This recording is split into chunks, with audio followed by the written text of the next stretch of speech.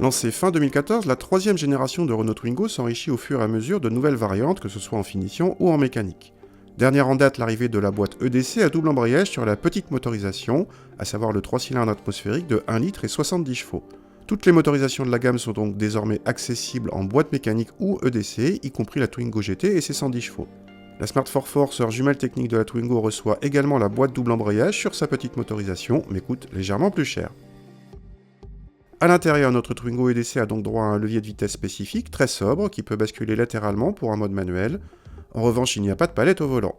Pour le reste, on retrouve la Twingo avec ses plastiques durs, mais ici avec des parties blanches qui égayent l'ensemble. L'écran central tactile avec GPS est en option. A l'arrière, la troisième génération de Twingo a perdu sa fameuse banquette arrière coulissante et l'habitabilité a beaucoup perdu par rapport aux générations précédentes. Idem pour le coffre qui souffre en plus d'un seuil de chargement trop haut. Le petit 3 cylindres atmosphérique n'est pas trop disert ni trop vibrant et vous ne serez pas gêné par les interventions du stop and start puisqu'il n'y en a pas. Ce petit bloc n'est évidemment pas un foudre de guerre mais il se montre doux à l'utilisation, sans à-coups contrairement au 09 TCE. Du coup l'association avec la boîte EDC, elle aussi très douce et plutôt agréable, surtout en ville où, rappelons-le, la boîte EDC fournit en plus du rampage bien pratique, notamment lors des bouchons ou des manœuvres. On retrouve également le rayon de braquage canon de la Twingo, vraiment pratique en ville.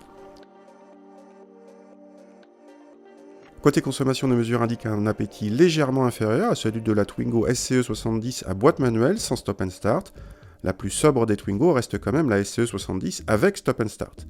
A noter que vous pouvez faire baisser de presque 1 demi-litre la consommation en actionnant au tableau de bord le mode Eco, qui réduit la réponse à l'accélérateur, sauf si vous appuyez à fond sur la pédale. Bref, on vous conseille ce mode Eco.